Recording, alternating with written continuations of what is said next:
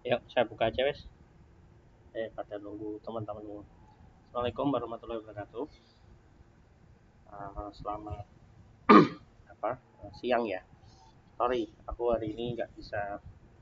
Saya hari ini nggak bisa ke kampus karena lagi nggak enak badan. Nggak tahu, mungkin cuaca ekstrim juga.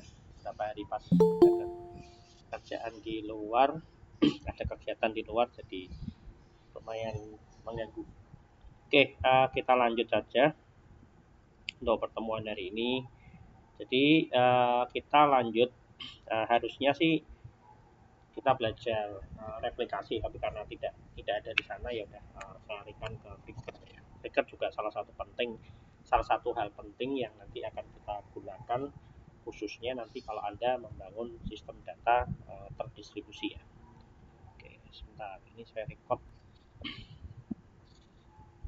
Lanjut. Oke, jadi dia juga apa namanya salah satu hal penting dalam sistem data terdistribusi. Oke, jadi secara umum ya, trigger nanti kalau Anda cari di internet juga mungkin hampir sama. Jadi dia hampir seperti view dan store prosedur kemarin. Jadi barisan kode yang kita taruh di dalam server. Jadi untuk menjalankan perintah tertentu. Ya. Cuma bedanya view dan store prosedur itu kemarin dibangkitkan, maksudnya dipanggil ya, dipanggil. Sedangkan trigger ini dia bekerja secara otomatis ya karena adanya proses event ya proses atau event dari pemicunya adalah insert, update maupun delete ya. Jadi ini contohnya seperti itu. Anda nanti bisa membuat pemicunya apa gitu. Jadi kalau ada insertan, ada updatean, ada delete itu nanti dia akan terpicu. Kemudian posisinya juga kita bisa berikan posisinya. Insert itu pada saat apa? Pada saat tabel tabel A setelah tabel A masuk data atau sebelum tabel A masuk data atau sebelum tabel A itu ada update atau setelahnya dan sebagainya ya. Jadi dia intinya nanti kita bisa memberikan trigger itu di proses yang mana, proses event katakanlah. Nah, di proses event itu posisinya dia itu dibangkitkannya saat event itu sebelum, maksudnya ya sebelum atau sesudah event itu berjalan.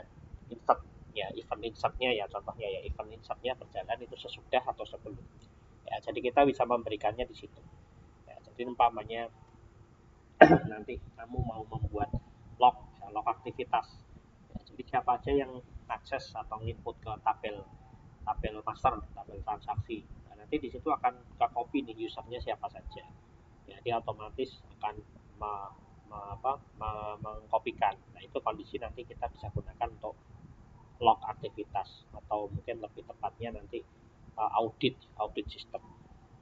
Oke, contohnya nih ya, keuntungan. Ya, keuntungannya dia adalah proses otomatisasi. Ya, jadi tidak perlu melakukan intervensi manual seperti kemarin. Anda select view-nya atau select atau mengundangkan call dari store prosedur dan sebagainya. Ya, jadi dia akan dibangkitkan secara otomatis saat ada insert, update maupun delete. Ya, dan pada saat insert atau update atau delete sebelum atau sesudah kita juga bisa berikan. Kemudian integritas data. Ya, trigger dapat membantu mempertahankan integritas data dengan memastikan bahwa operasi tertentu dijalankan secara otomatis sebagai respon terhadap perubahan data tertentu. Ya, jadi kita bisa melakukan integrity data. Jadi datanya nanti integritas karena eh, apa dia dibangkitkan secara otomatis itu secara sistem ya. Jadi nanti uh, beda kalau umpamanya uh, dibangkitkan bisa lewat server ya. Jadi tidak hanya lewat trigger, tidak, kita bisa buat aplikasi bisa, tapi nanti ada beberapa proses yang nanti harus dilakukan penginputan seperti itu. Ya, jadi kalau dengan menggunakan trigger harapannya ya dia tadi ada otomatisasi dan integritas datanya terjamin. Kemudian audit ya, itu kan dapat digunakan untuk melacak perubahan data. Contoh tadi ya, saya cerita jika ada user yang akan melakukan perubahan data di salah satu data, kita bisa mengetahui user ini dia melakukan perubahan, melakukan penambahan, melakukan penghapusan itu jam berapa, ya waktunya kapan. usernya siapa dan sebagainya. Nah di situ nanti juga kita bisa arahkan ke notifikasi lah dan sebagainya. Ya notifikasi mungkin tidak secara langsung terus ya, setiap ada perubahan di notif ya enggak. Tapi ada informasi-informasi, katakanlah nanti ada perubahan yang mencurigakan, menghapus contohnya seperti itu, nanti ada notifikasi. Nah, kemudian konsisten ya. Nah, dengan adanya trigger tadi diharapkan konsisten. Ya, datanya selalu konsisten karena dia dikerjakan setiap kali umpamanya ada, kalau ada penjualan otomatis harus mengupdate stok, jadi konsisten. Atau nanti kalau ada pembelian berarti konsisten menambah stok. Kondisi itu bisa ditaruh diberikan di aplikasi klien bisa ya, tetapi kita juga bisa berikan hal tersebut di kondisinya di mana di trigger seperti itu. Ya, kemudian pengurangan beban klien ya. Ya, jadi kalau penggunaan beban klien ini harapannya pasti berkurang, tetapi sebaliknya beban server jadi berat sekali. Ya, kalau servernya memang tidak terlalu bagus, tidak mumpuni, penggunanya banyak, memang kondisi ini nanti jadi menyulitkan juga. Ya. Kemudian pencegahan kesalahan dari klien ya. Ya, jadi kalau Anda nanti membuat data yang katakanlah harus valid nih, jadi yang penting user penggunanya input saja, tidak perlu harus melakukan updating tabel yang lain. Nah, updatingnya itu kita bisa taruh di sisi server dengan menggunakan trigger. Kemudian juga keuntungannya dari sisi kecepatan, karena semua dikerjakan atau ditaruh di dalam database, harapannya ya pasti prosesnya dari klien tidak akan ada berulang-ulang gitu. Ya, jadi kalau nanti mau mengupdate tabel, kita tidak perlu harus mengupdate tabel. Contoh di penjualan otomatis update stok. Kalau nanti di klien berarti Anda harus mengirimkan 2 query. Query pertama adalah query penjualan, dan yang query kedua adalah query pada saat Anda harus melakukan update stoknya dari penjualan tersebut. Ya, seperti itu. Jadi nanti proses beban kerjanya jadi lebih tinggi. Ini sintak triggernya ya. Sorry, ini kekurangan ya, tadi keuntungan ya. Keuntungan, kemudian kekurangannya ini. Ya, itu kompleks ya, kompleks. Ya, kalau triggernya ini banyak sekali, yang pasti nanti ada akan kompleks, sangat kompleks ya kondisinya. Karena karena apa namanya? Datanya, file-file itu akan sangat banyak. Ya, jadi nanti kalau banyak, pada saat nanti Anda melakukan debugging logiknya dari program Anda itu akan bisa kesulitan karena dia kerjanya di belakang layar. Ya, jadi setiap ada transaksi ini dia otomatis bekerja lah. Kadang kita nggak tahu polanya itu benar apa enggak kode yang kita sudah tanamkan. Memang harus prosesnya dari awal ya, didebak. Tapi kan karena sistem itu terus berkembang semakin besar, ada penambahan atribut, penambahan field, kemudian ada penambahan dari logiknya program. Tadinya kalau ini harus ngupdate ke sini, ternyata enggak, harus lewat ini dulu dan sebagainya. Nah, itu kondisinya nanti bisa sangat menyulitkan. Ya, jadi kalau kita nanti melakukan debuggingnya kesulitan. Performa juga pasti performanya sedikit lebih berat ya. Tidak sedikit saja, bisa jadi lebih berat juga dalam artian karena memang semua dibebankan di server. Makanya kondisi seperti ini servernya juga harus bagus. Ya, selain kesulitan debugging ya kesulitan pemeliharaan. Jadi maintenance itu juga nanti kesulitan ya. Kalau nanti kita ada perubahan field yang terkait dengan database atau tabelnya, triggernya juga harus menyesuaikan. Ya, semua hal itu harus kita sesuaikan. Kemudian resiko tidak terduga seperti tadi ya. Jadi kalau ada kondisi-kondisi ada perubahan dan sebagainya, termasuk nanti ada konflik. Konflik itu bisa penguncian dari tabel, satunya lagi diupdate, satunya lagi ngakses. Itu kan nggak boleh. Nah, kondisi-kondisi seperti itu nanti kita memang harus teliti. Ya, jangan sampai nanti jadi crash nih di dalamnya. Jadi satu lagi dipakai untuk updating, satunya dipakai untuk update yang lain ya, padahal satunya sudah di lock. Nah, transaksi masuk satunya menggunakan tabel tersebut harus menunggu nih. Nah, proses menunggu itu kalau jumlahnya banyak kan juga jadi masalah. Ya, portable ini seperti yang kemarin ya. Jadi portable itu hanya bisa di RDBMS atau DBMS itu saja ya, database management itu saja. Jadi dia tergantung dengan database tertentu. Oracle beda, Postgre beda, ya kemudian SQL Server beda, MySQL beda. Keterbatasan DBMS juga. Ya, tidak semua DBMS ya Ya, ya kalau tidak semua sih enggak ya. Maksudnya gini, ada beberapa mungkin fungsi-fungsi yang mungkin berbeda ya di antara satu DBMS dengan DBMS yang lain. Nah, untuk trigger sintaknya ini seperti ini. Jadi kita buat triggernya, create trigger, kemudian ada nama dari trigger. Nah, di situ ada perintah before atau update, before atau after. Ya, before atau after dari event insert, update maupun delete. Ya, jadi dia menentukan kapan dijalankan. Sebelum atau setelah event. Ya, sebelum insert, sebelum update, sebelum delete. Atau setelahnya insert, setelahnya update, setelahnya delete. On table name itu adalah tabel yang memicu. Ya, tabel ini adalah tabel yang memicunya nanti. Tabel yang memicu jika ada transaksinya di mana ini. Umpamanya pemicunya jika ada transaksi penjualan. Nanti kita di sini. For each ini menjalankan setiap baris ya.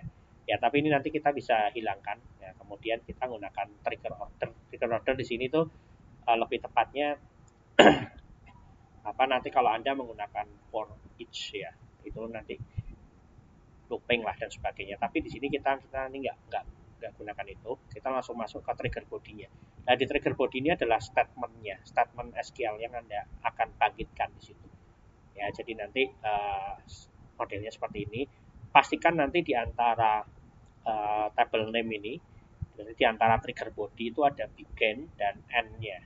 Ya, karena itu yang nanti sebagai yang akan dikenali sebagai statement yang akan dikerjakan. Nah, ini latihannya. Sekarang dari depan komputer belum? Tes. Oke, tidak dengar komputer jadi. Lalu suaranya begini. Oh, ini di lab anu ya? Di lab ya? Di lab nggak ada suaranya ya? Ya, oke. Aktifkan SAM-nya.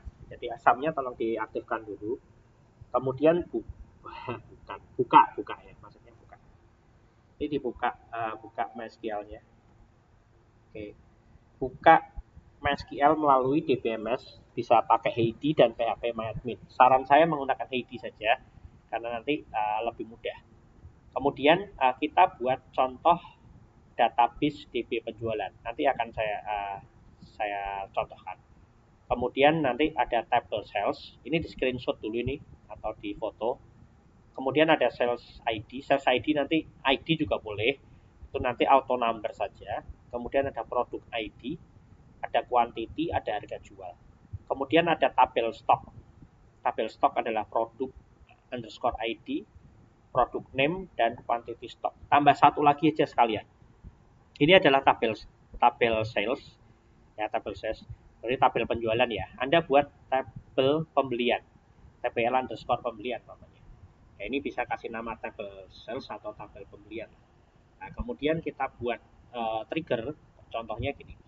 Jadi nanti kalau ada transaksi masuk penjualan baru, ya data itu masuk ke table sales ya, atau tabel pembelian nanti atau penjualan salah satu itu, maka stok akan bertambah jika penjualan ini berkurang ya. Ya, jadi kalau umpamanya ada transaksi penjualan maka stok akan berkurang dan atau stok kuantitinya sesuai dengan produk ID-nya. Ya.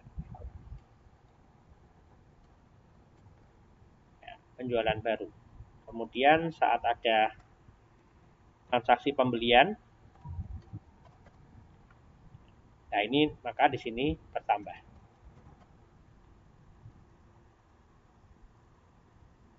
Oke, di sini nanti saya tambahkan satu lagi.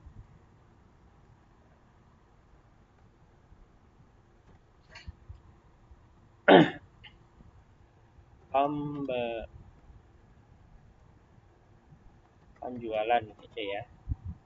Sini pembelian.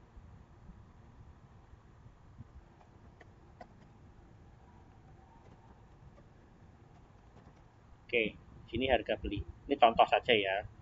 Kita nggak perlu relasi-relasi lah. Nanti kalau Anda sudah memang buat yang benar nanti pakai relasi. Ini tolong di screenshot dulu ya. Kok waktunya mentek. Berapa? Loh, oke mentok. Sudah masuk semua ini tadi. Oke ya, sudah masuk semua ya. Kalau mau ngomong via chat tidak apa-apa ya. Tipe variabelnya integer. Oke, nanti sebentar, bareng ya, bareng aja, bareng. Oke, bareng sama saya. Yang penting pastikan Anda sudah masih banyak yang belum masuk. Oke, mau setengah loro tenan ya berarti ya. Ya wes tidak apa-apa. ah, ah, pileran tenan. Lah, loro nih kok. Oke, Lutfi, Pak Temi, Lutfi. Lutfi, Mas. Suaranya Lutfi gitu.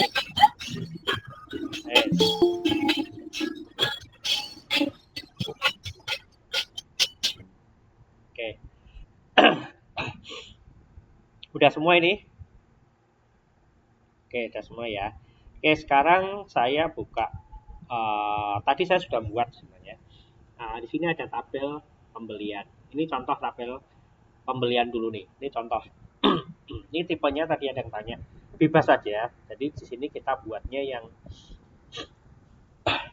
yang tidak normal, bukan tidak normal. Ya, yang tidak perfect ya, maksudnya tidak perfect ya. Kita hanya untuk uji coba dulu, tidak yang khusus ya. Dan sini yang pertama ini Anda buat dulu ID-nya, kemudian dia harus auto increment ya. Auto increment-nya nanti dipilih di default sini, auto increment. Kemudian tambahkan primary key. Ini primary key saya sudah tambahkan ya. Nah, untuk membuatnya caranya gini ya. Contoh. Oke, sekarang sing join mana? Mas ya.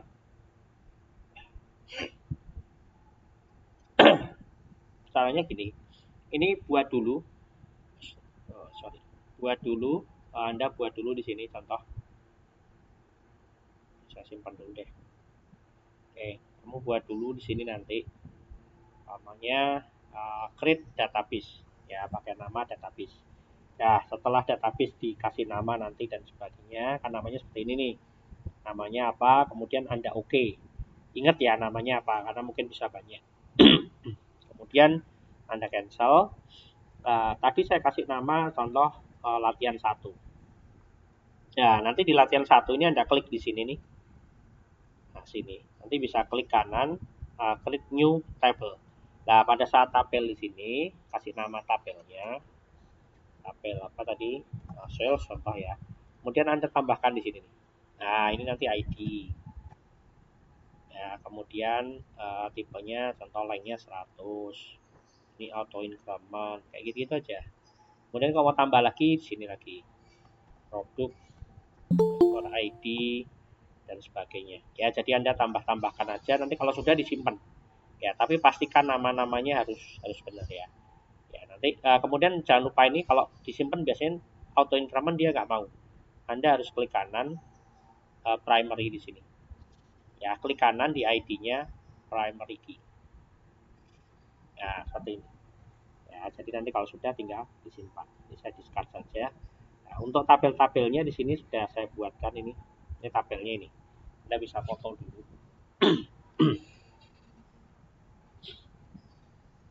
Foto dulu nanti untuk uji coba.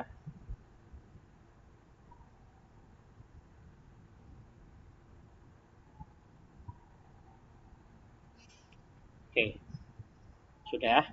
Kemudian tabel penjualan juga sama. Cuma bedanya di sini aja sih harga jual sama harga beli. Ini contoh saja ya, ini contoh saja. Ya, bisa difoto atau screenshot. Ya, ini contoh saja. Oke, kalau sudah tabel stok. Nah, ini produk ID, produk name, quantity stock. Disamakan aja biar nanti nggak salah. Tapi kalau mau pakai yang lain ya boleh. Tapi nanti triggernya harus menyesuaikan. Gitu. Triggernya harus menyesuaikan. Sampai sini ada yang tanyakan nggak? Lewat chat aja. Lewat chat. Oke, ini terakhir si Isnain. Ya, ya oke. Pastikan dulu ini ya. Pembelian stok harus sama dulu. Ini tolong di screenshot kalau bingung. Ya, tolong di screenshot. Kemudian apa lagi? Nah, kemudian di sini ya. Kemudian di sini Anda buat trigger. Ya, seperti tadi skenarionya. Skenarionya sesuai yang saya catat di sini. Ya, kita akan membuat trigger untuk penjualan dan pembelian, yaitu untuk men-trigger ya, memicu adanya perubahan stok. Ya, dari mana? Dari penjualan dan pembelian. Ya, oke, berarti Anda masuk ke ID-nya tadi. Di sini klik kanan di database-nya tadi ya. Klik kanan. Kemudian Anda masuk ke trigger. Di screenshot dulu atau dicatat. Saya tunggu pelan-pelan. Ki sing mlebu ndak kudu tak admit nih. Wes join. Soalnya mlebu ngene ganggu jadinya. Mana tadi? Oh, sudah masuk ya, otomatis ya. Oke. Ya, masuk tadi. Klik kanan create new trigger. Ya, di sini ada kemarin prosedur, function dan trigger. Anda klik trigger di sini. Oke, masuknya di sini. Nah, di sini Anda bisa buat contohnya. Tambah stok namanya. Ya, trigger tambah underscore stok. Pastikan ini harus sudah aktif dulu. Nah, kemudian yang mau dibangkitkan apa? Berarti kan kalau tambah stok itu dari tabel pembelian. Ya, jika ada transaksi dari tabel pembelian. Nah, di sini sebelum transaksi pembelian masuk atau sesudah. Ya berarti sesudah. Kenapa sesudah? Karena kita nanti akan bisa tahu produk apa yang diinput. Kalau belum before kan berarti kita nggak tahu nih produknya yang dia diinput apa. Kan nggak mungkin nanti akan merubah update stok kan. Logikanya kan gitu. Nah, di sini Anda bisa after. After dari mana? Dari insert. Nah, ini eventnya. Nah, ini tadi eventnya ya. Jadi seperti tadi yang saya lihatkan. Jadi dia after setelah insert. Nah, sini. Ya, jadi after setelah insert. Before, after, nah, seperti itu. Nah, jadi kita bangkitkan di sini. Kemudian Anda tulis di sini, di antara bagian ini, berarti kita akan melakukan apa? Update ke tabel stok TPL. Nanti harus diperhatikan dulu nama-namanya, jangan sampai salah ya. TPL stok. Nah, kemudian proses untuk update kan gini, set quantity underscore stock. Ini dari mana? Dari namanya tabel fill-nya dari tabel stock tadi.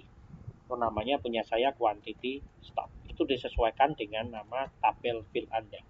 Ditambahkan saat ada new berarti ada transaksi baru di tabel pembelian, ya, yaitu adalah apa? Nah, di sini berarti ada quantity baru.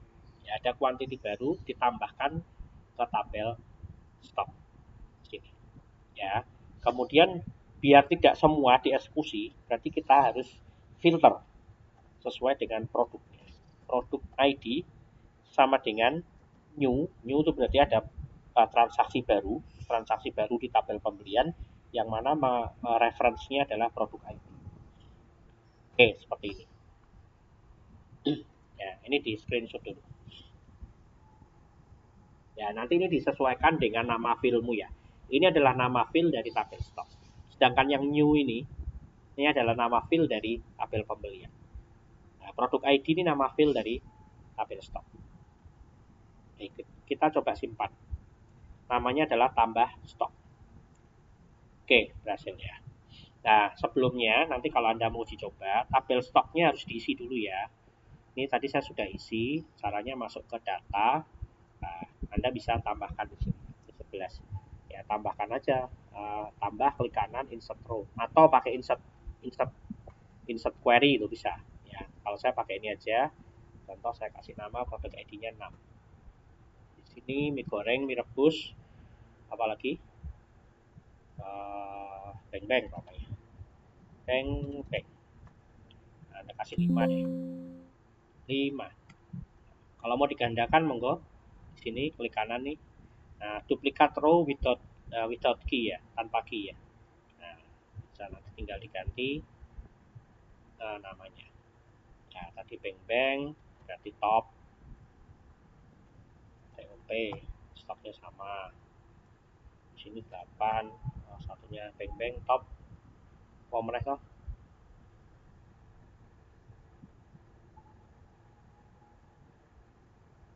Coklat ya, apa coklat? Coklat ya, apa tahu coklat. Silver Queen ya, mana tadi? Ini ya, Silver Queen. Oke, contoh aja ya. Oke, kita sudah punya 8 ya. Nah, ini tadi kita sudah buat tabel ini. Sorry, nah, trigger ini. Kita buat lagi satu. Ya, saya copy aja. Saya buat lagi satu. Klik kanan. Di sini saya tambahkan trigger. Ya, kurang tadi kan tambah stok, sekarang kurang stok. Ya, contoh aja. Pemicunya apa? Berarti kalau stoknya berkurang, pemicunya adalah tabel penjualan. Nah, di sini sama. Eventnya apa? Setelah tabel penjualannya ada event insert. Ya, jadi setelah eventnya insert. Oke, tabel stok berarti di sini berkurang nih. Nah, ya jadi setelah nanti ada jam sak meneh iki ngopo lho. Ahmad Najib mau neng di wewe. Ganggu yo. Lanjut. Oke ya. Jadi di sini transaksionalnya pada saat ada tabel penjualan, maka stok dari tabel ini kita update dari transaksi baru penjualan ya setelah ada insert ini. Ini kita coba dulu. Nah, ini kurang stok ya. Kita tambahkan. Oke, kita sudah punya 2 tambah stok dan kurang stok. Nah, sekarang untuk uji cobanya bagaimana? Uji cobanya kita coba di tabel pembelian. Kita masuk ke tabel pembelian atau penjualan. Nah, sini. Antara ini salah satu. Contoh pembelian dulu. Kita lihat dulu di stok. Masih ingat enggak stok apa aja nih? Silver Queen ya. Berarti kita akan menambahkan 2 data. 7 sama 8. 678. Ya, 678 beng beng top Silver Queen contoh. 678 di tabel pembelian. Kita beli baru. Karena stoknya kurang tadi. Kita tambahkan aja di tabel pembelian, klik masuk ke data. Nah, ini kita nggak usah pakai perintah insert into, kita tinggal gini aja, sama aja sebenarnya. Nah, ini perintah yang sama. Kemudian tadi produk berapa? 6. Kamu beli berapa? Mau tadi 5 atau stoknya, saya mau beli 3 contoh. Nah, lah 3. Kemudian di sini 5.000. Oke. Kemudian kita beli lagi 1. 7. Stoknya kita beli 2.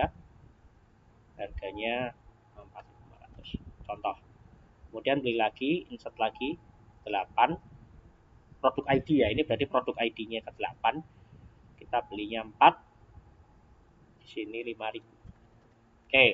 Berarti dia harus tambah 324 ya. Tadi 555 toh. Sekarang kita lihat di tabel stok. Nah, sudah bertambah. Ya, khusus 5 tadi ada yang salah saya waktu input tadi kan. Nah, inputnya itu tadi 0. Masuknya pertamanya 0. Ya, 6-nya tadi. Waktu saya tambahkan di pembelian ini, karena kan tadi dipicunya insert kan, tadi nggak sengaja saya tulisnya 0 kan, kecuali nanti Anda buat lagi satu, pemicunya update, itu bisa. Kita tambahkan lagi ya, insert lagi 16. Tadi kan nggak sengaja waktu saya klik, ini lari ke atas tadi. Ini tadi 5 ya, kita tambahkan lagi di sini 5 lagi. Contoh, di sini 5.000. Berarti harusnya dia datanya tabel stok harus tambah jadi 10. Mana? Nah, 10 ya. Oke, jadi dia otomatis kamu tidak usah membuat lagi transaksi yang double-double. Ya, tadinya kalau Anda, jadi ini akan dipicu pada saat ada transaksi masuk di pembelian. Sesuai dengan bangkitannya tadi, triggernya dari mana gitu. Triggernya kalau dari transaksi yang pembelian tadi, ya otomatis nambah. Nah, sekarang penjualan. Nah, penjualan contoh di sini. Penjualan kita lihat dulu tabel stoknya. Mana aja yang harus dijual. Oh nih, 1, 2, 3 contoh ya. 11, 10, 10. Sekarang saya akan ada transaksi pembelian baru. Insert. Di sini produk ID 1, ada transaksi 4. Contoh aja ya. Oke. Kemudian row lagi, produk ID 2, ada transaksi 4. Berarti harusnya nanti kurang 4 semua. Tadi kan 11, 10, 10. Sekarang di sini contoh aja. Kemudian 3. Jadi kalau begini logiknya sudah berjalan. Nah, tadi ada logik yang kalau nggak sengaja tadi umpamanya insertnya nggak jadi gitu kan, gagal dan sebagainya. Transaksinya nggak, jadi nanti ada harus buat lagi bukan umpamanya update. Ini 444 ya, kita lihat di tabel stok. Nah, otomatis berkurang. Ya, jadi triggernya tadi yang dibangkitkan oleh transaksi saat ada after, ya, ada after insert di pembelian dan after insert di penjualan, maka kurang stok dan tambah stok ini adalah trigger tadi yang dibangkitkan. Dia akan membangkitkan ini. Kamu tidak usah menjalankan perintah update lagi. Ya, kalau Anda mau menggunakan query, itu bisa sekali. Gitu. Ya, kalau umpamanya Anda mau menggunakan query, standarnya kan gini. Umpamanya nanti setelah insert, into, ini kan, sama aja. Into tabel penjualan, umpamanya. Ini nanti value-nya. Kan gini kan, values. Ya, kemudian di sini kamu membuat lagi update. Jadi kan kamu harus menjalankan 2 kali query kan. Update tabel stok, ya, sama seperti tadi, set stoknya apa, sama dengan tadi stok di plus apa, penjualan tadi di minus ya. Nah, nanti ID-nya sesuaikan, umpamanya ada transaksi baru, stoknya ada 2 umpamanya ya, contoh aja. Where tadi produk ID sama dengan apa? 2. Nah, transaksi ini harus dijalankan 2 kali.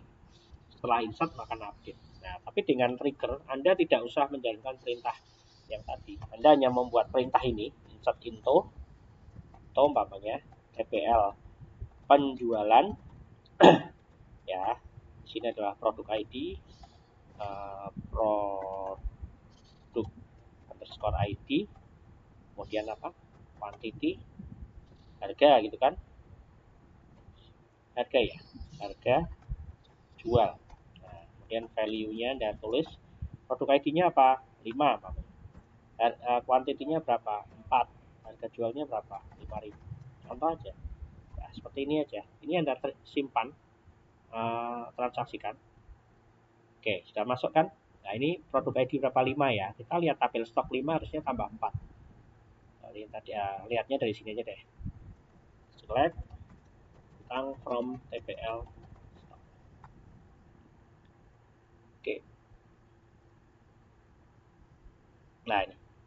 5 benar. 5. 5 udah nambah. 5 benar loh. Coba lagi ya. Benar nggak nih? Tabel penjualan. Saya lihat dulu. Select bintang from TPL. Awas menawa salah apa inputannya. Oke, betul, produk ID, quantity, harga jual. Oke, kita coba ya. Kita coba. Ini berarti tadi produk ID berapa? Produk ID-nya adalah 5. Oh, ini penjualan yang berkurang ya Allah. Kirain tadi pembelian. Oke, benar ya, berkurang. Tadinya kan 10. Diambil 4 kan. Nah, otomatis. Nah, ini kalau saya transaksikan lagi nih umpamanya. Nah, berarti harusnya, nah, jalankan. Tadi kan sisanya 6. Nah, sisa 2. Oke, gitu ya. Jadi itu adalah trigger ya. nanti yang akan dibangkitkan. Nah ini yang posisi klienmu, nanti kamu buat programnya pakai PHP atau pakai apapun ya, di Android, Java dan sebagainya, itu bisa. Terus saya kembalikan lagi quantity harga beli. Contoh, saya beli tambahkan langsung jadi 10.